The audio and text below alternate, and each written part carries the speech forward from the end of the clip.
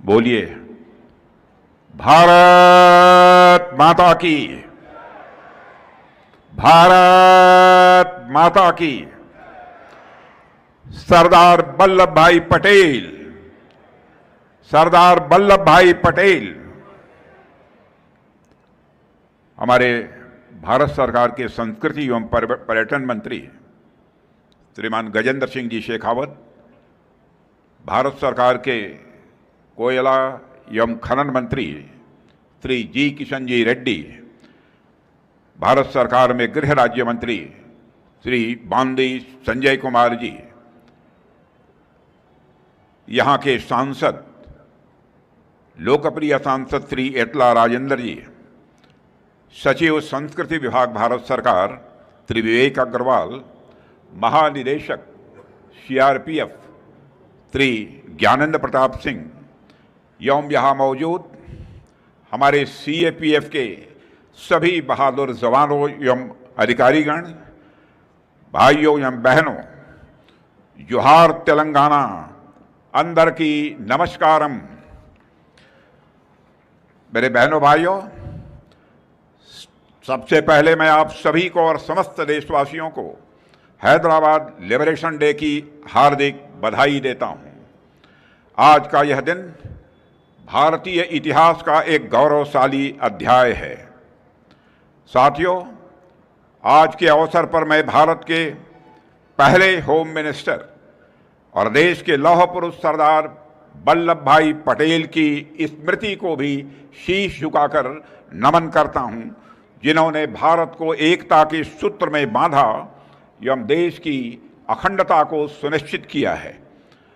साथ ही मेरे साथियों, विशेष रूप से सीएपीएफ सेना के जवान और इस भव्य और शानदार समारोह में जो उपस्थित हमारे सीएपीएफ के जवान और हमारे पूर्व सेना के अधिकारी और सीएपीएफ के अधिकारी, सबको मैं हार्दिक बधाई देता हूं।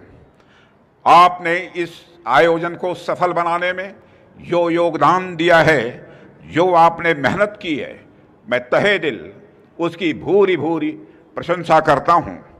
मेरे साथियों, आज ही के इस आयोजन में संस्कृत के रंगों से जुड़ने के लिए सारे कलाकारों को और उनकी पूरी टीम को तहे दिल में हार्दिक बधाई देता हूं।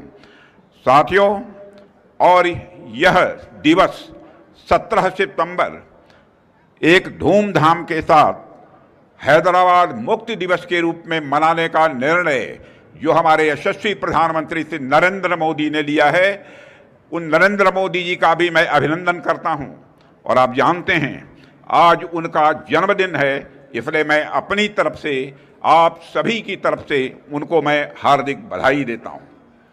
साथियों, आज का यह दिन भारतीय इतिहास में एक बड़े ही महत्वपूर्ण माइलस्टोन यानी मील के पत्थर के रूप में जाना जाता है। हम जिस हैदराबाद लिबरेशन डे की स्मृति को ताज़ा करने के लिए आज यहाँ एकत्रित हुए हैं, वह हमारे इतिहास का एक बहुत ही निर्णायक और गौरवपूर्ण अध्याय है। साथियों, इसकी आज शायद कल्पना करना भी यह मुश्किल होगा कि भारत तो अगस्त 1947 में आज़ाद हो गया था, मगर भारत के नॉर्थ और साउथ को जोड़ने वाला एक बड़ा इलाका हैदराबाद यह भारत का हिस्सा नहीं था। यानी आज़ाद होने के बावजूद भारत एक न होकर कई टुकड़ों में बटा हुआ था। यह एक ऐसी स्थिति थी जिसमें भारत की एकता और अखंडता दोनों हमेशा खतरे में रहने वाली थी। ऐसे में भारत के आयरन मैन माने जाने वाले सरदार वल्लभ भाई पटेल ने जो किया, वह आज हमारे इतिहास में सुनहरे अक्षरों में दर्ज है। साथियों, 1947 में भारत ने जब आज़ादी हासिल की, तब हमारे सामने अनगणित चुनौतियां खड़ी थी। विभाजन की त्रासदी थी, सांप्रदायिक दंगे हो रहे थे, रिफ्यूजी क्राइसिस थी, संसाधनों की कमी थी और अंग्रेजी हुकूमत से मिली जर्जर प्रशासनिक व्यवस्था थी। इन सब के बीच सबसे बड़ी चुनौती थी 565 रियासतों का भारत में विलय। यह कार्य असंभव सा था। जब भारत ने आज़ादी हासिल की थी तो देश बिखरा हुआ था। सैकड़ों रियासतें थीं, सैकड़ों राज्य, महाराज, नवाब थे। उन सभी की बहुत अलग अलग मांगें भी थीं। कई तो अपना खुद का देश भी चाहते थे। भारत की एकता पर सवालिया निशान लगे हुए थे। ऐसे समय में लौह पुरुष सरदार वल्लभ भाई पटेल ने सूझबूझ, साहस, दूरदृष्टि, अद्वितीय नेतृत्व और संकल्प के साथ असंभव काम को संभव करके दिखाया था। साथियों, रियासतों का भारत में उन्होंने विलय कराया। भारत को उन्होंने एकता प्रदान की। एक सूत्र में पिरोकर अखंड भारत की नींव यदि रखी थी तो हमारे सरदार वल्लभ भाई पटेल ने रखी थी।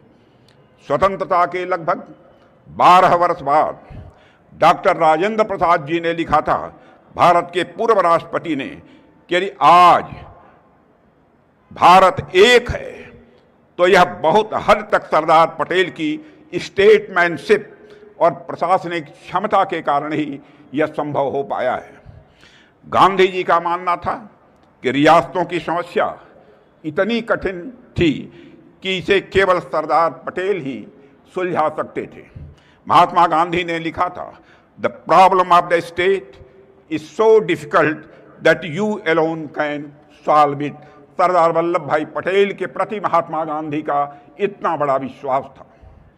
गांधी जी का आकलन अंततोगत्वा सही साबित हुआ। सरदार पटेल ने राजनैतिक परिपक्वता और कुशल रणनीति के बल पर रियासतों को शांति से भारत में मिला लिया। भारत और भारत के लोग सदैव सरदार पटेल जी के ऋणी रहेंगे। मेरे बहनों भाइयों, यह मैं विश्वास के साथ कह सकता हूँ। साथियों, पर हैदराबाद के मामले में आप जानते हैं, बातचीत पूरी तरह से विफल हो गई थी। निजाम ने स्टैंड स्टिल एग्रीमेंट तक का सम्मान नहीं किया। तब सरदार पटेल ने निजाम को दिखा दिया कि शास्त्र नीति के साथ भारत शस्त्र नीति को भी जानता है। सरदार पटेल के नेतृत्व में भारत ने ऑपरेशन पोलो प्रारंभ किया। आज उस ऑपरेशन के विजय की वर्षगांठ हम सभी मना रहे हैं। 17 सितंबर वह तारीख है जब सरदार पटेल ने भारत विरोधी निजाम को भारत में विलय के लिए विवश कर दिया था। लेकिन 17 सितंबर केवल एक तारीख या दिन मात्र नहीं है, बल्कि यह दिन यह भी संदेश देता है, इस बात का भी संदेश देता है कि भारत की एकता, भारत की अखंडता के हर दुश्मन को सिर्फ कुछ यदि मिलेगी तो केवल और केवल पराजय मिलेगी। मैं हैदराबाद मुक्ति दिवस के अवसर पर ऑपरेशन पोलो में भाग लेने वाले सभी नायकों के साहस को याद करता हूं और साथ ही उनको मैं शत शत नमन करता हूं। साथियों, मैं मानता हूं कि ऑपरेशन पोलो केवल एक सैन्य अभियान नहीं था, यह सरदार पटेल का एक निर्णायक या प्रहार था जिसने रजाकारों के षड्यंत्र को चकनाचूर कर दिया और हैदराबाद को मां भारती की गोद में लाकर बैठा दिया था। बेहद अफसोस की बात है कि आज़ादी के बाद 7 दशकों तक इस ऐतिहासिक घटना को याद करने और उसे उचित सम्मान देने का काम जो सरकारों के द्वारा किया जाना चाहिए था वह नहीं किया गया। मैं पूछता हूं कि किसी ने युवा पीढ़ी को उस दिन के महत्व से जोड़ने का प्रयास क्यों नहीं किया? क्योंकि पिछली सरकारें अपनी तुष्टीकरण की नीतियों में फंसी रहीं और डर के कारण इस दिन को मनाने से भी लगातार वह बचती रही हैं। भाइयों और बहनों, क्या यह सच नहीं है कि रजाकारों ने एक समुदाय हिंदुओं पर सबसे भीषण अत्याचार किए? हिंदू और मुसलमान, चाहे किसी भी धर्म का मानने वाला कोई भी क्यों न हो, भारत ने कभी भी किसी के साथ कोई भेदभाव नहीं दिखा। हमारे देश के ऋषि और मनीषियों ने सारे विश्व को यही संदेश दिया है कि यत् पिंडे तत् ब्रह्मांडे, जो पिंड में है वही ब्रह्मांड में है, जो जड़ में है वही चेतन में है, जो छोटे में है वही बड़े में है, जो सूक्ष्म में है वही विवर्त में है, जो मेरे में है वही तेरे में है। साथियों, कर्नाटक के बीदर जिले के एक गांव जिसका नाम गोरटाबी है, रजाकारों के आतंक का मैं मानता हूं कि वह एक जीवंत उदाहरण है। यह गांव रजाकारों की बर्बरता का शिकार बना।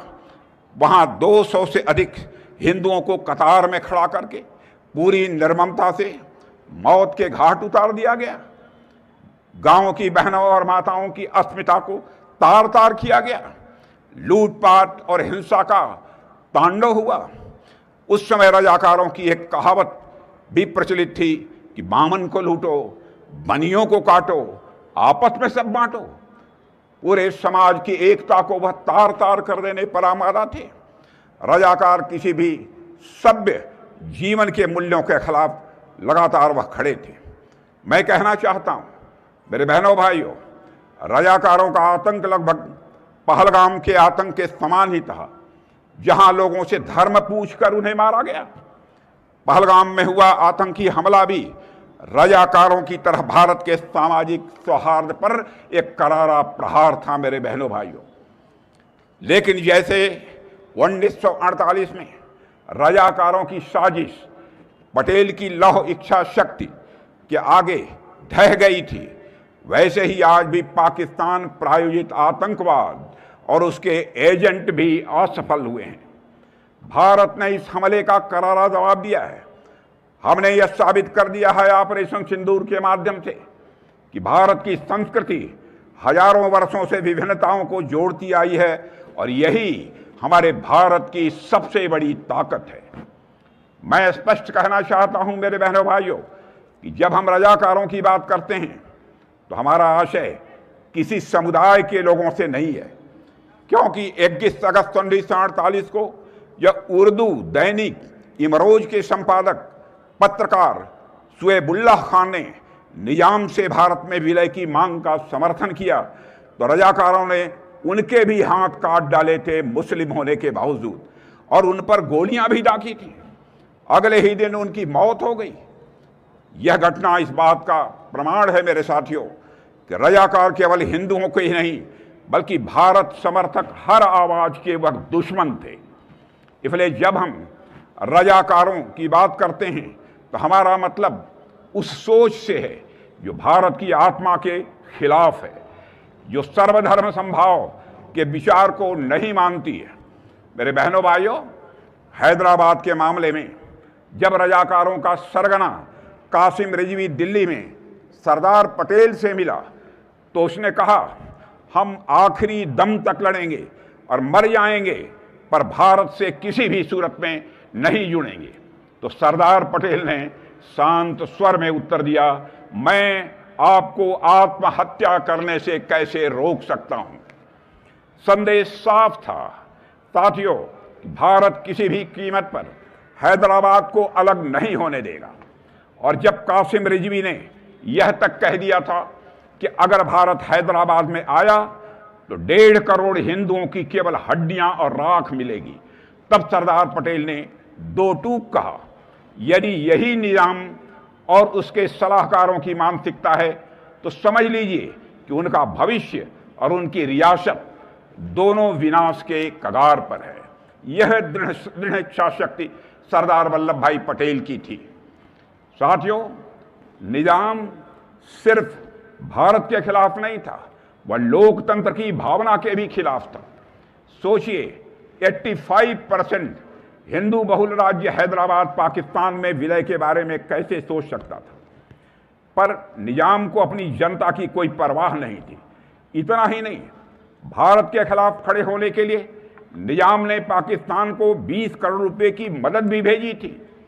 लेकिन हमारे सरदार वल्लभ भाई पटेल ने घमंडी निजाम, उसके कुटिल सलाहकारों और उसकी खूनी रजाकार सेना को घुटनों पर लाकर खड़ा कर दिया था।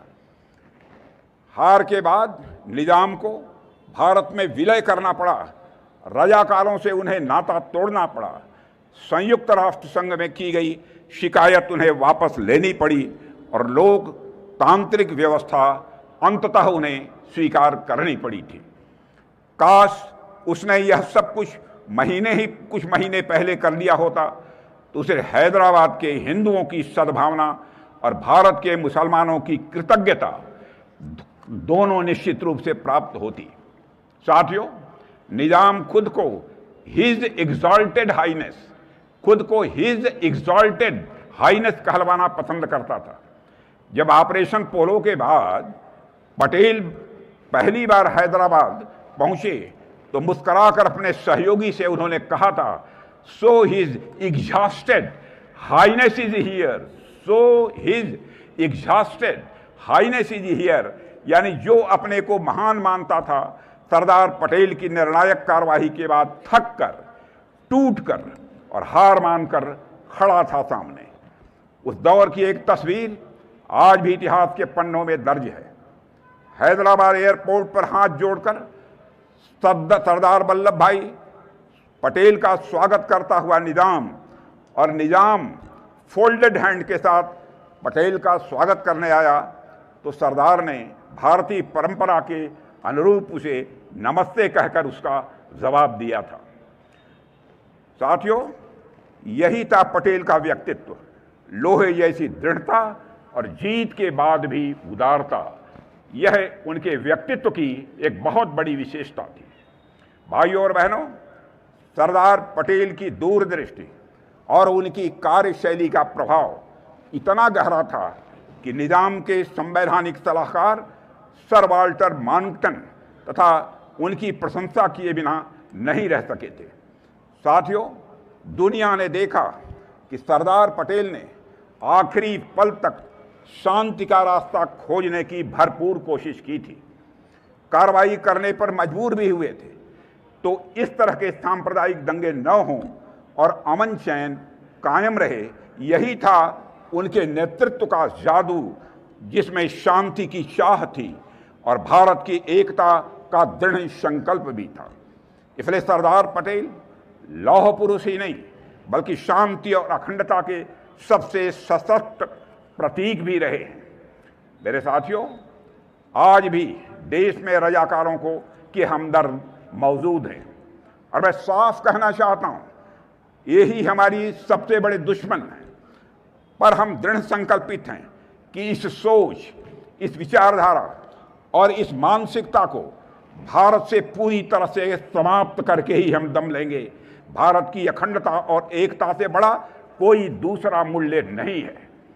जो लोग धर्म, क्षेत्र, जाति और भाषा के नाम पर भारत को बांटना चाहते हैं, उन्हें मैं याद दिलाना चाहता हूं, जब ऑपरेशन पोलो हुआ था तब हमारे वीर सैनिकों ने बिना किसी जाति, धर्म या मजहब की परवाह किए भारत की अखंडता की उन्होंने रक्षा की थी। हवलदार बचित्तर सिंह पंजाब के वीर सपूत थे जिन्होंने भारत की एकता के लिए अपने प्राणों की आहुति दी। वह पहले भारतीय थे जिन्हें अशोक चक्र से सम्मानित किया गया था। उनका बलिदान, मेरे साथियों, हमें याद दिलाता है कि भारत की एकता किसी एक क्षेत्र, किसी एक धर्म या किसी एक व्यक्ति की देन नहीं, बल्कि हर भारतीय के रक्त, पसीने की आहूत से वह सिंचित है। मेरे साथियों, निजाम दुनिया के सबसे धनी व्यक्तियों में से एक था। उसे भ्रम हो गया था कि अपने धन के बल पर वो भारत को झुका देगा, लेकिन इतिहास गवाह है, धन और घमंड की ताकत कभी भी राष्ट्र की एकता और संकल्प से बड़ी नहीं होती है। अंततः उसका हश्र सबके सामने है। साथियों, आज भी दुनिया के सबसे धनी और सबसे शक्तिशाली लोगों को यह समझ लेना चाहिए कि भारत ने कभी किसी शक्ति के सामने सिर नहीं झुकाया है और न भविष्य में कभी सिर झुकाएगा। मेरे बहनों भाइयों, आज 17 सितंबर के दिन निजाम ने भारत के साथ विलय करना मंजूर किया था और ऐसा हुआ था सरदार पटेल जी के दृढ़ निश्चय और साहस के कारण ही। यह सिर्फ एक सुखद संयोग मात्र नहीं है, यह हमारे युग के एक और दृढ़ निश्चयी नेता माननीय प्रधानमंत्री श्री नरेंद्र मोदी का जन्मदिन भी आज 17 सितंबर को ही होता है। मैं श्री नरेंद्र मोदी जी भारत के प्रधानमंत्री को अपनी तरफ से भी, आप समस्त साथियों की तरफ से भी हार्दिक शुभकामनाएं देता हूं। साथियों, सरदार पटेल ने जिस अखंड भारत का निर्माण किया था, उसे आगे बढ़ाने का कार्य आज हमारे प्रधानमंत्री कर रहे हैं। यह कहना कोई अतिशयोक्ति नहीं होगी, नींव थी डाली कभी, जिस काम की सरदार ने, काम वह पूरा किया है मोदी की सरकार ने। भाइयों और बहनों, जैसे सरदार पटेल जी ने नव स्वतंत्र भारत को राजनीतिक और भौगोलिक एकता के सूत्र में पिरोया था, वैसे ही 2014 से हमारे प्रधानमंत्री श्री नरेंद्र मोदी निरंतर भारत को सांस्कृतिक, सामाजिक, आध्यात्मिक और आर्थिक स्तर पर मजबूत करने का काम कर रहे हैं। जम्मू कश्मीर से अनुच्छेद 370 को हटाकर सरदार पटेल का अधूरा सपना, मैं विश्वास के साथ कह सकता हूं, साकार यदि किसी ने किया है तो मोदी जी के नेतृत्व की सरकार ने किया है। अलगाव की एक ऐतिहासिक दीवार टूट गई है। पूर्वोत्तर जो कभी दूर समझा जाता था, अब विकास और अवसर की धारा में भारत की धड़कनों के साथ वह कदम ताल कर रहा है। प्रधानमंत्री मोदी जी ने आर्थिक प्रगति के माध्यम से राष्ट्र को एक नई एकता दी है। 2014 से आर्थिक एकीकरण का जो कार्य प्रारंभ हुआ है मेरे बहनों भाइयों, उससे हमारे देशवासियों का जीवन सुगम हुआ है।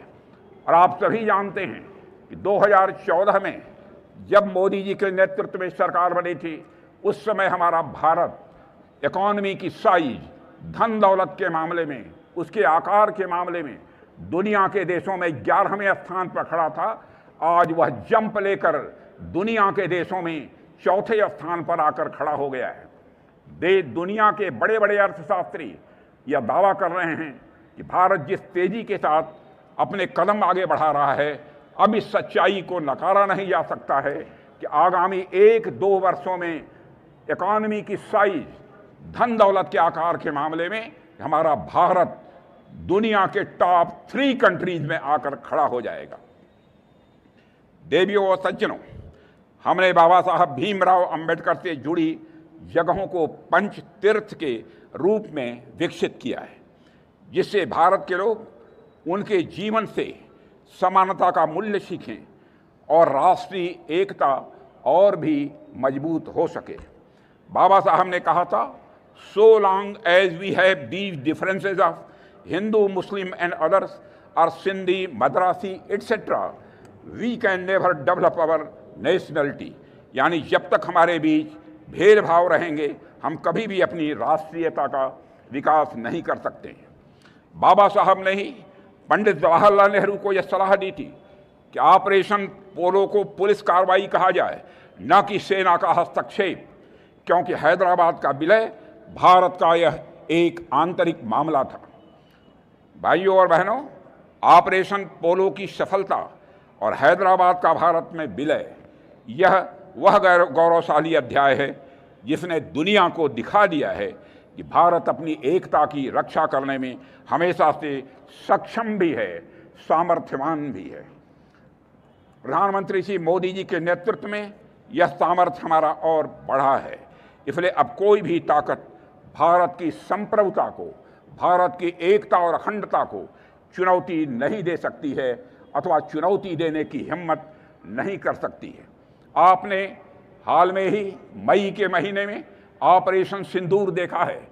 मेरे बहनों भाइयों, मेरे सेना सीएफएफ के सारे जवानों ने मिलकर जो कार्रवाई की है, उसकी जितनी भी सराहना की जाए वह कम है।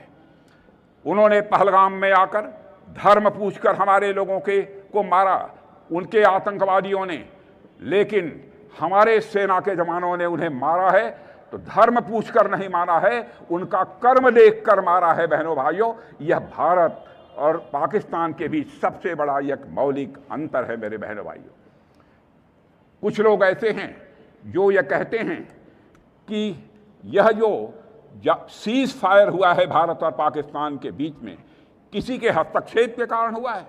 मैं साफ कर देना चाहता हूं मेरे बहनों भाइयों, यह किसी के हस्तक्षेप के कारण हमारी यह आतंकवादियों पर जो कार्रवाई हुई थी वह स्थगित नहीं की गई थी। ऑपरेशन सिंदूर तो अभी स्थगित है। आगे यदि कोई आतंकवादी वारदात होती है तो फिर से हमारा ऑपरेशन सिंदूर प्रारंभ होगा। मैं यह विश्वास के साथ मैं सारी देश की जनता को बतलाना चाहता हूं। जहां तक भारत और पाकिस्तान के बीच के चल रहे इस ऑपरेशन को रोकने के संबंध में कुछ लोग दावा करते हैं कि हमने इसको रोका है। बहनों भाइयों, यह किसी ने रोका नहीं है। और मैं साफ कर देना चाहता हूं, मोहम्मद इसाक डायर जो कि पाकिस्तान के डिप्टी प्राइम मिनिस्टर हैं और फॉरेन मिनिस्टर हैं, उन्होंने भी साफ कहा है कि India rejected third party role to end conflict. यह बाइलेटरल इशू है, यह थर्ड पार्टी हमारे मामले में कोई हस्तक्षेप नहीं कर सकती। यह हमारे प्रधानमंत्री ने दो टूक शब्दों में इसे साफ कर दिया था। जो नुकसान ऑपरेशन सिंदूर के कारण उनके आतंकवादियों को पहुंचा है, आज यही आतंकी संगठन के जैसे मोहम्मद के कमांडर ने स्वीकार किया है कि ऑपरेशन सिंदूर के दौरान बहावलपुर हुए हमले में खूंखार आतंकवादी जो मसूद अजहर के परिवार के टुकड़े टुकड़े हो गए थे, यह था हमारे भारत के सेना के जवानों का शौर्य और पराक्रम। और बहनों भाइयों, कल ही उसकी एक वीडियो भी जारी की गई है।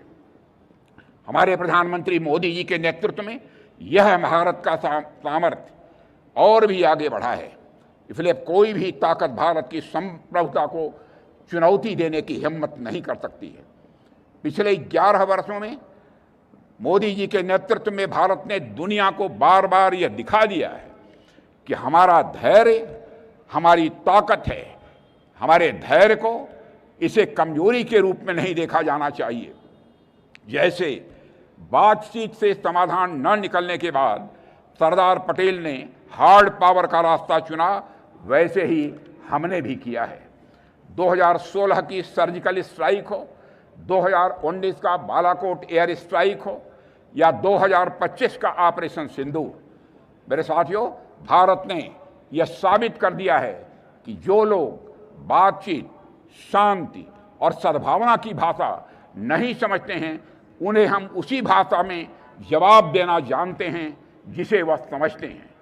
आज का भारत केवल बातचीत के टेबल पर नहीं, बल्कि दुश्मन की आंखों में आंख डालकर जवाब देने में पूरी तरह से सक्षम है। यही है नया भारत। धैर्यवान भी है भारत, नया भारत, बलवान भी है नया भारत, और सामर्थ्यवान भी है हमारा यह नया भारत। साथियों, सरदार पटेल हमेशा कहते थे, रियासतों का मुद्दा भारत का यह आंतरिक मामला है। इसमें किसी भी बाहरी तत्व की दखलंदाजी किसी भी सूरत में बर्दाश्त नहीं की जाएगी। उस समय भारत को नई आज़ादी हासिल हुई थी। देश बंटवारे के दर्द से उस समय जूझ रहा था, संसाधन कम थे। तब भी भारत ने किसी विदेशी ताकत को अपने मामलों में हस्तक्षेप नहीं करने दिया था। साथियों, तो आज का भारत तो बिल्कुल बदल चुका है। आज भारत दुनिया की तीसरे सबसे बड़ी अवस्था बनने के रास्ते पर है। तो फिर कोई भी देश यह कैसे सोच सकता है कि भारत के साथ वह टर्म्स डिक्टेटर बन सकता है। ऑपरेशन सिंदूर इसका सबसे बड़ा सबूत है। हमारी सशक्त सेनाओं ने ऑपरेशन सिंदूर से दुश्मन को घुटने टेकने पर मजबूर कर दिया, और इसे तब स्थगित किया गया जब पाकिस्तान ने सीज फायर की बार बार मांग की, तब जाकर ऑपरेशन सिंदूर को स्थगित किया गया। और मैं स्पष्ट कर दूं, अभी यह ऑपरेशन स्थगित है, अभी समाप्त नहीं हुआ है। यह पॉज है, द एंड नहीं है। देवियों और सज्जनों, याद रखिए, आज का भारत किसी से डिक्टेशन नहीं लेता है। भारत अपनी स्क्रिप्ट वह खुद लिखता है, और आज भारत है एक ऐसे वर्ल्ड ऑर्डर की स्क्रिप्ट लिखने के लिए तैयार है जिसमें पूरी दुनिया हर्ष और स्वेच्छा से फॉलो करेगी, ऐसा मेरा पक्का विश्वास है। साथियों, अंत में मैं रजाकारों और निजाम की बर्बरता से पीड़ित परिवारों के प्रति गहरी संवेदना व्यक्त करता हूं और ऑपरेशन पोलो में शहीद हुए भारत के जवानों को, जो भी शहीद हुए हैं, उनको श्रद्धांजलि अर्पित करता हूं और हैदराबाद मुक्ति दिवस की आप सभी को हार्दिक बधाई देता हूं।